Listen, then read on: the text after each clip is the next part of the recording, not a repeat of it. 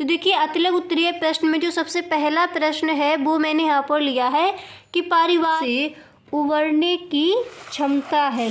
Okay, अब देखिए आपके आएंगे दीर्घ उत्तरीय प्रश्न। तो मैं हेलो एवरीवन, आई एम सुगम, वेलकम बैक। तो कैसे हो आप सब? आई होप आप सब अच्छे होंगे। स्वागत है आप सभी का आपके अपने एसपी स्टडी यूट्यूब चैनल पर। तो गाइज आज हम आपके लिए लेके आए हैं गृह विज्ञान का पेपर। ठीक है, देखिए होम साइंस का आपका पूरा पेपर मैंने यहाँ पर हल करके रखा है। यही प्रश्न इस बार के बोर्ड एग्जाम में आपसे पूछे जाएंगे। देख लीजिए पूरा पेपर मैंने आपके लिए हल करके रखा है। ओके, तो देखिए सबसे पहले आपके आएंगे बहुविकल्पीय प्रश्न। 20 आपके बहुविकल्पीय प्रश्न पूछे जाएंगे।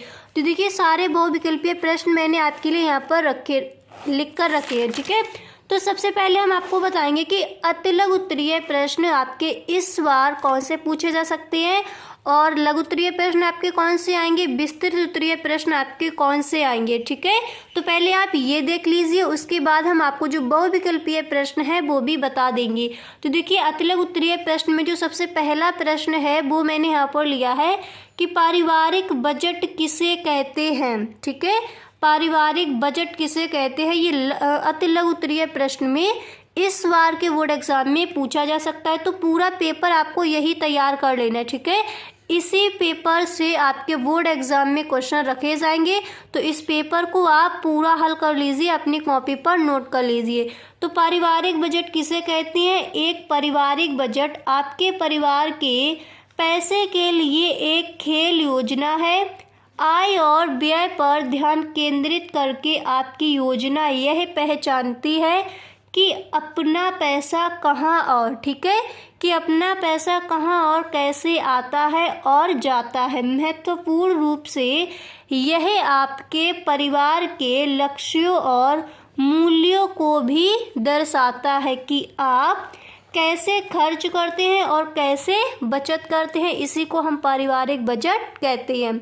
इसके बाद जो आपका नेक्स्ट है वो मैंने यहाँ पर लिया है कि ओजोन परत क्या तात्पर्य है, यानी ओजोन परत का क्या तात्पर्य है। यहाँ पर देखिए ये ओजोन लिखा है। ठीक है, तो सबसे पहले आप हेडिंग डालोगे ओजोन परत और इसके अंदर आप लिखोगे कि ओजोन परत पृथ्वी के वायुमंडल की एक परत है जिसमें ओजोन गैस की सघनता अपेक्षाकृत अधिक होती है। ओके, फिर इसके आगे आपको लिखना है कि ओजोन परत के कारण ही धरती पर जीवन संभव है। यह परत सूर्य के उच्च आवृत्ति के पराबैंगनी प्रकाश की 90 से 99 लिए हानिकारक है। ठीक है, पृथ्वी के वायुमंडल का 91% से अधिक ओजोन यहाँ मौजूद है।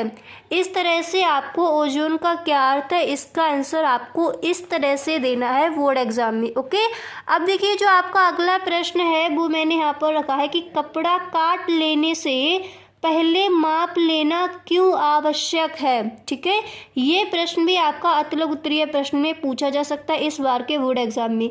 तो इस प्रश्न का आंसर हो जाएगा कि कपड़ा काटने से पूर्व सही ढंग से नाप लेना आवश्यक होता है, क्योंकि इससे ज्ञात हो जाता है कि कपड़ा आवश्यकता अनुसार लिया गया है। ठीक है या नहीं। यदि कपड़ा आवश्यकता अनुसार अधिक होता है तो फालतू कपड़े को काटकर अलग कर लिया जाता है। ठीक है, इस तरह से आपको इसका आंसर देना। अब देखिए जो आपका अगला प्रश्न है वो मैंने यहाँ पर लिया है कि भोजन पकाने के उद्देश्य समझा, यानी भोजन को हम क्यों पकाते हैं, इसके उद्देश्य क्या है। ठीक है, तो देखिए इसका आंसर आप इस तरह से लिखोगे। इसका आंसर हो जाएगा, पहले आपको हेडिंग डाली है भोजन पकाने के उद्देश्य और फिर आपको लिखना है कि भोजन पकाने का मुख्य उद्देश्य स्वादिष्ट एवं पौष्टिक भोजन तैयार करना होता है। अतः भोजन को पकाते समय बर्तन को खुला नहीं रखते हैं। ठीक है, बर्तन को खुला रखना चाहिए, बर्तन को खुला नहीं रखना चाहिए। खुला रहने से भोजन वायु के संपर्क में आता है, जिससे इसमें कीटाणुओं व धूल गिरने की संभावना बनी रहती है। ये आपको भी पता है, भोजन कभी भी हमें खुला नहीं रखना चाहिए तथा भोजन की सुगंध कम भी हो जाती है। इस तरह से आपको लिखना है। फिर आपको पॉइंट बाय पॉइंट लिख देना कि भोज्य पदार्थों को सुपाच्य बनाना। भोजन का मुख्य उद्देश्य क्या हो जाएगा? भोज्य पदार्थों को सुपाच्य बनाना, आहार को अत्यधिक स्वादिष्ट बनाना। ठीक है। और नेक्स्ट आपको लिख देना है खाद्य सामग्री को कीटाणु रहित बनाना। ओके, इसलिए भोजन को हम पकाते हैं, यही हमारा उद्देश्य होता है भोजन को पकाने के लिए। ठीक है। अब देखिए जो आपका अगला प्रश्न है वो यहाँ पर आपका दिया जा सकता है अतिलक उत्तरीय प्रश्न में कि दवा पिलाते समय किन बातों का ध्यान रखना चाहिए। ठीक है। तो देखिए दवा पिलाते समय कुछ दवाओं को सुबह व खाली पेट लेना ज़रूरी होता है, इन्हें सुबह ही लेना चाहिए। ओके। इसके बाद आपको लिखना है अगर घर में कोई दूसरा शख्स है तो उसे दवा डलवाने के लिए बुला लें। ओके। फिर आपको नेक्स्ट लिख देना है कि अंधेरे में टटोल कर कोई भी दवा ना खाएं। इतना आपको लिख देना। इसके बाद जो आपका नेक्स्ट प्रश्न है वो मैंने यहाँ पर लिया है कि तापमान लेते समय 2 सावधानियाँ लिखो। ओके। तो इस प्रश्न का आंसर आप इस तरह से दोगे कि तापमान लेते समय हमें ये सावधानियां बरतनी चाहिए। कौन कौन सी? के स्तर को दृष्टि रेखा के साथ रखते हुए थर्मामीटर को पढ़ें। नेक्स्ट आपको लिखना है कि रीडिंग लेते समय थर्मामीटर के बल्ब को ना पकड़ें। और अगला आप लिखकर आओगे कि उपयोग से पहले पारा का स्तर 35 डिग्री से नीचे होना चाहिए। समझ आ गया? अब देखिए ये आपके हो गए अतिलघु उत्तरीय प्रश्न। अब हम आपको बताएंगे कि लघु उत्तरीय प्रश्न आपको कौन कौन से तैयार कर लेने इस बार के बोर्ड एग्जाम के लिए। तो सबसे पहला प्रश्न मैंने यहाँ पर लिया है पासबुक एवं चेक बुक में क्या अंतर है। ओके, इसको आपको तैयार कर लेना है। पासबुक एवं चेक बुक में क्या अंतर है। तो देखिए इस प्रश्न का आंसर आप इस तरह से दोगे, इसका उत्तर हो जाएगा। पहले आपको हेडिंग डालनी है पासबुक एवं चेक बुक में अंतर, और फिर इसके बाद आपको लिखना है कि पासबुक का उपयोग खाता में लेन देन का विवरण को प्रिंट करने के लिए इस्तेमाल किया जाता है। ये आपको भी पता, जो आपकी पासबुक होती है उसमें क्या होता है, जो लेन देन का जो विवरण है उसी को प्रिंट करने के लिए इसका इस्तेमाल किया जाता है। अब नेक्स्ट आता है चेक बुक। तो चेक बुक का उपयोग किसी को पैसे देने के लिए इस्तेमाल किया जाता है। ओके, और फिर इसके बाद आप लिखोगे यदि सामने वाले व्यक्ति को पैसे देने के लिए चेक बुक के एक पेज पर पैसे भरने और हस्ताक्षर करने के उपरांत उस पेज को फाड़कर देने के क्रम में सामने वाला व्यक्ति चेक के माध्यम से दिया गया पैसे बैंक से प्राप्त कर सकता है। इस तरह से आपको चेक बुक के अंदर लिख देना। अब देखिए जो आपका अगला प्रश्न है, और ये प्रश्न बहुत ही इम्पोर्टेंट है कि हड्डियों के टूट एवं मोच होने वाले प्राथमिक उपचार का वर्णन कीजिए। ओके, तो सबसे पहले जो आपकी फर्स्ट हेडिंग है वो आपको डालनी है प्रभावित क्षेत्र को हिलने ना दें। ओके, और फिर इसके अंदर आप लिखोगे अगर आपको लगता है कि व्यक्ति के गले या पीठ की हड्डी में फ्रैक्चर हुआ है तो उसे बिल्कुल भी हिलने ना दें और जितना हो सके स्थिर रखने की कोशिश करें।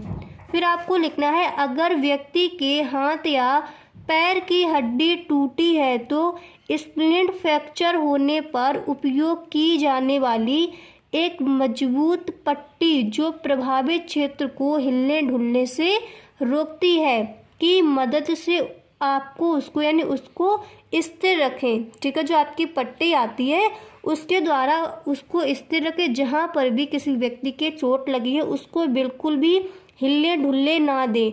तो हड्डियों की टूट एवं मोच के होने वाले प्राथमिक उपचार यही होते हैं, इन्हीं को आपको लिख देना है। इसके बाद देखिए जो आपका अगला प्रश्न है वो यहाँ पर दिया गया है कि देखिए जो आपका अगला प्रश्न है वो यहाँ पर दिया गया है कि तंबाकू पीना स्वास्थ्य के लिए हानिकारक है क्यों। ठीक है, तो इस प्रश्न का आंसर आप इस तरह से दोगे। देखिए यहाँ पर इसका आंसर हमने लिख कर रखा है, इसका आंसर हो जाएगा कि तंबाकू के सेवन से रक्तचाप अस्थायी रूप से बढ़ जाता है, जिसके कारण हृदय पर दबाव पड़ता है और हृदय स्पंदन प्रभावित होता है। इसके लगातार सेवन से फेफड़ों में कैंसर होने की तथा हृदय गति रुक जाने की संभावना बढ़ जाती है। विश्व भर में तंबाकू के बढ़ते उपयोग और उसके स्वास्थ्य पर पड़ने वाले हानिकारक प्रभाव चिंता का कारण बन गए हैं। ठीक है, फिर आपको लिखना है कि गैर संचारी रोग, हृदय रोग, मधुमेह आदि रोग हो जाते हैं तंबाकू पीने से। ठीक है, स्वास्थ्य पर ये हानिकारक प्रभाव पड़ते हैं। अब देखिए आपका जो अगला प्रश्न है ये आपके लघु उत्तरीय प्रश्न है। ठीक है, जितने भी अभी हम आपको बता रहे हैं आपके लघु उत्तरीय प्रश्न है। अतिलघु उत्तरीय प्रश्न मैंने आपको बता दिए। तो नेक्स्ट प्रश्न मैंने यहाँ पर लिया है कि भोजन पकाने की सर्वोत्तम विधि का वर्णन कीजिए। तो सबसे फर्स्ट हेडिंग आप डालोगे भाप द्वारा पकाना, ये सर्वोत्तम विधि है भोजन पकाने की। तो इसमें आप लिखोगे भाप द्वारा पकाना भोजन पकाने का सबसे उत्तम साधन है। भाप द्वारा पकाया गया भोजन स्वादिष्ट और स्वास्थ्य के लिए लाभदायक होता है।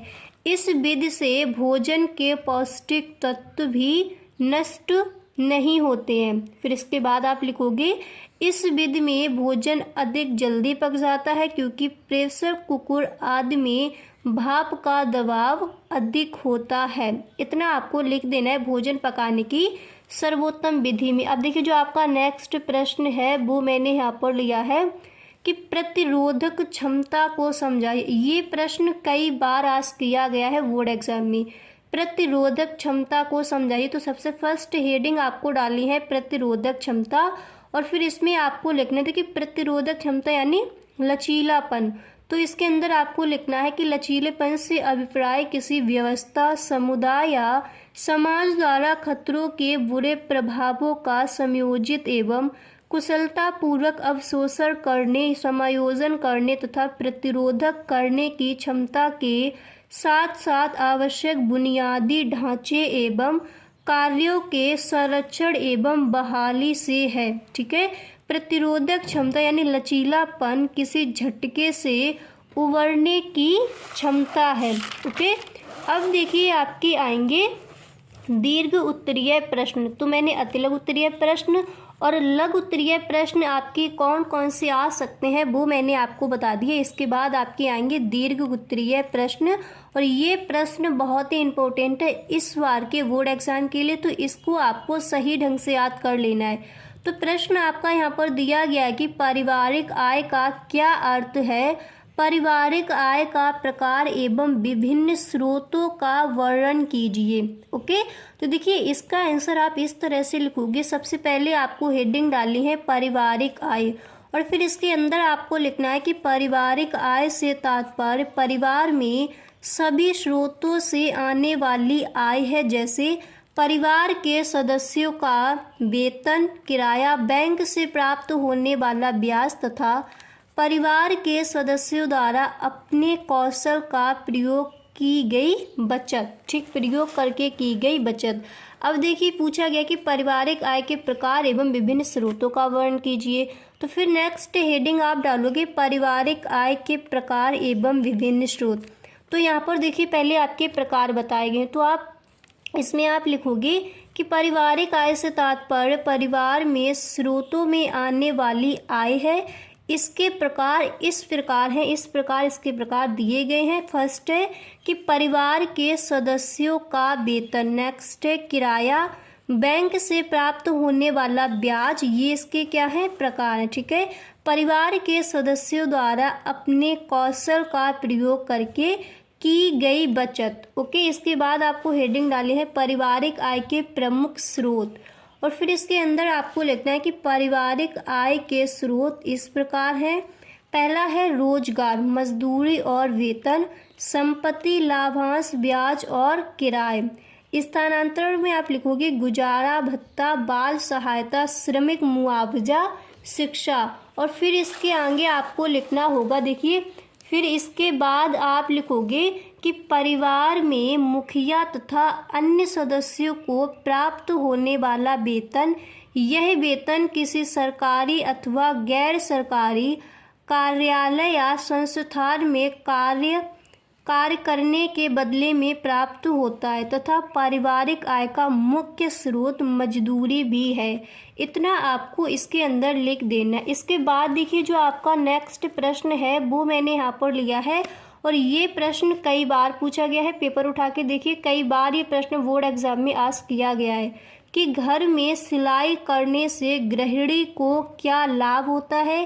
एक गृहिणी के लिए इसका ज्ञान होना क्यों आवश्यक है। ठीक है, तो देखिए इस प्रश्न का आपका आंसर हो जाएगा कि घर में सिलाई करने से गृहिणी को निम्नलिखित लाभ होते हैं जो इस प्रकार हैं। ओके, और फिर आप लिखोगे कि घर पर सिलाई करने से धन की बचत होती है, घर पर सिलाई करने से उत्तम सिलाई एवं धागों का प्रयोग होता है। देखिए जब आप घर पर सिलाई करोगे तो अच्छे प्रकार के जो आपके सिलाई भी आप अच्छी तरह से करोगे और जो धागों का प्रयोग किया जाता है, जो धागा है वो भी आप अच्छे किस्म का ही लेकर आओगे। ठीक है, तो ये भी एक लाभ होता है तथा रुचि के अनुसार वस्त्रों का निर्माण। ठीक है, नेक्स्ट आपको लिखना है कि घर पर सिलाई करने पर बचे कपड़ों का पुनः प्रयोग कर सकते हैं और पुराने कपड़ों का पुनः प्रयोग हो जाता है जब हम घर पर सिलाई करते हैं।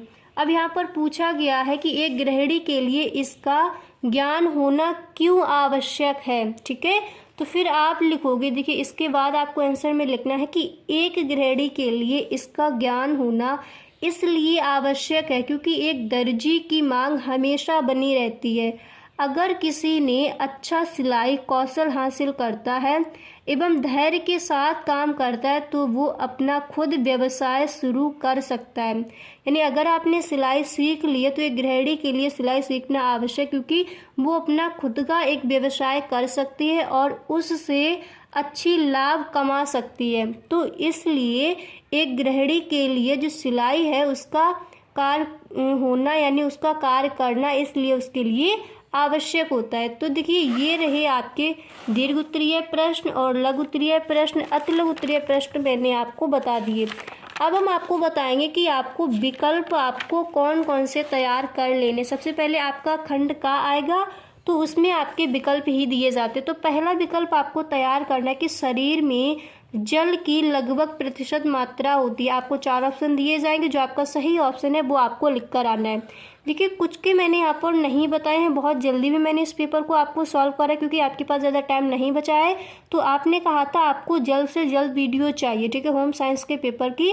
तो ये पेपर मैंने बहुत ही जल्दी में बनाया। तो अगर आपको इन विकल्प हैं जो इनके अगर आपको आंसर नहीं मिले तो आप हमें कमेंट बॉक्स में ज़रूर बताएं। नेक्स्ट वीडियो में इन सारे के आंसर मैं आपको दे दूँगी। तो निम्न में से सबसे सुरक्षित चेक है, 4 ऑप्शन आपको दिए जाएंगे, उसमें आपका राइट आंसर हो जाएगा वाहक चेक। समझ आ गया। इसके बाद जो आपका नेक्स्ट है कि मिल्टन क्लॉथ का कपड़ा होता है, कैसा होता है, ऊनी रोएदार होता है। ठीक है, ऊनी रोएदार एक में ही लिखा होगा, तो वो आपको ऑप्शन लिख कर आना, ये आपका राइट आंसर हो जाएगा। समझ आ गया। अब इसके बाद देखिए जो आपका यहाँ पर अगला प्रश्न है वो दिया गया है कि पारिवारिक बजट बनाने का उद्देश्य। तो देखिए ये जो आपका ऑप्शन है ये सभी, ये वाला आपका राइट है। तो मैंने यहाँ पर सारे लिख दिए हैं, बचत करना, व्यय पर नियंत्रण करना, आय का ज्ञान होना। ठीक है, ये सभी क्या होगी, पारिवारिक बजट बनाने के उद्देश्य हो जाते हैं। इसके बाद जो आपका नेक्स्ट है वो मैंने यहाँ पर लिया है कि 20 मीटर कपड़े का दाम रुपए कितना है, 300 है। तो 1 मीटर कपड़े का मूल्य होगा। तो आपको ऑप्शन कई सारे दिए जाएंगे, तो सही ऑप्शन हो जाएगा रुपए 15। ठीक है, इसके बाद जो आपका अगला प्रश्न है वो मैंने यहाँ पर लिया है, निम्न में से कौन सा रोग अशुद्ध जल से नहीं फैलता है। तो कौन सा रोग अशुद्ध जल से नहीं फैलता, क्षय रोग यानी जिसको आप बोलते हो टीबी। ठीक है, ये अशुद्ध जल से नहीं फैलता है। अगला प्रश्न आपका है कि सूती तंतु प्राप्त होता है। तो रसायनों से, पशुओं से आपको ऑप्शन दिए जाएंगे। अगर आपको ये ऑप्शन दिए जाते तो इनमें आपको चीज करना है, इनमें से कोई नहीं। ओके, इसके बाद जो आपका नेक्स्ट है कि ठंडे स्पंज में प्रयोग करना चाहिए। तो क्या करना चाहिए, आपको 4 ऑप्शन मिलेंगे, उनमें से जो आपका ऑप्शन सही है वो आपको लिख कर आना है। इसके बाद जो आपका अगला है वो मैंने यहाँ पर लिया है कि चेचक रोग फैलता है। तो किससे फैलता है? वायु द्वारा। ठीक है, जब किसी को खांसी आती है, जब कोई खांसी करता है तो जो खांसी के उसके जो कीटाणु निकलते हैं तो वो वायु के संपर्क में आकर किसी दूसरे व्यक्ति के अंदर चले जाते हैं, उसी से ये चेचक रोग फैलता है, तो वायु द्वारा। ठीक है, ये आपको ऑप्शन चूज करना है। इसके बाद जो आपका नेक्स्ट है कि अम्लीय वर्षा किन गैसों के कारण होती है, आपको ऑप्शन दिए जाएंगे।